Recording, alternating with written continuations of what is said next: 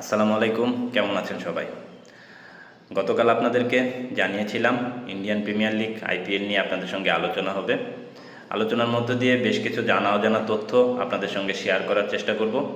সেই উদ্দেশ্য নিয়েই চলে এসেছি।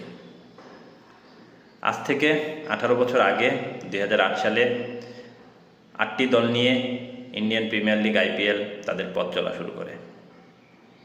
18তম আসর শেষে 19তম আসরের খেলা ইতিমধ্যে শুরু হয়েছে। আপনারা অনেকেই তার সম্বন্ধে অবগত রয়েছেন। আজকে আমরা আলোচনা করব ইন্ডিয়ান প্রিমিয়ার লিগ আইপিএলের ইতিহাসে প্রথম শিরোপাজয়ী দল রাজস্থান রয়্যালসকে নিয়ে। 2008 সালে অনুষ্ঠিত ইন্ডিয়ান প্রিমিয়ার লিগ আইপিএলে রাজস্থান রয়্যালস বেশ সাদামাটা একটা টিম হিসেবেই অংশগ্রহণ করে। পরবর্তীতে গ্রুপ পর্বের 14টি ম্যাচের মধ্যে 11টি ম্যাচ তারা বেশ দাপুটের সঙ্গে জয়লাভ করে এবং পয়েন্ট টেবিলের 1 নম্বর অবস্থানে থেকে প্রথম দল হিসেবে সেমিফাইনালে চলে যায়। সেমিফাইনালে তাদের প্রতিপক্ষ Delhi daredevils. Aussie allrounder Shane ওয়াটসনের চমৎকার অলরাউন্ডিং পারফরমেন্সের উপর ভর করে সেমিফাইনালে দিল্লি ডেয়ারডেভিলসকে হারিয়ে ফাইনালে চলে যায় রাজস্থান। ফাইনালে তাদের প্রতিপক্ষ এখন পর্যন্ত আইপিএল ইতিহাসের সবথেকে সফলতম টিম চেন্নাই সুপার কিংস।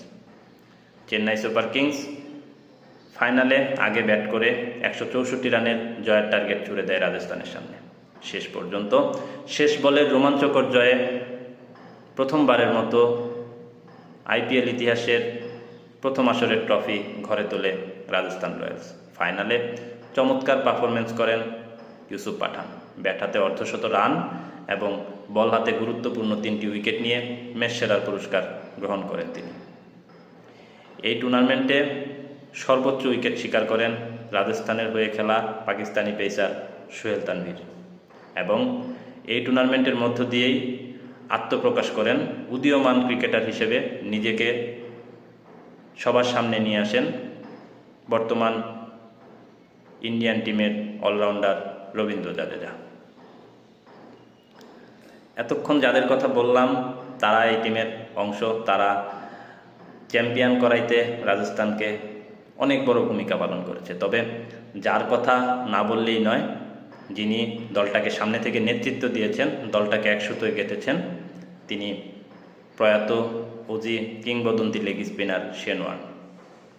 ধরা হয় রাজস্থানের তখনকার সময়ের মূল শক্তি ছিল তার অধিনায়কত্ব, তার কৌশল, আত্মবিশ্বাস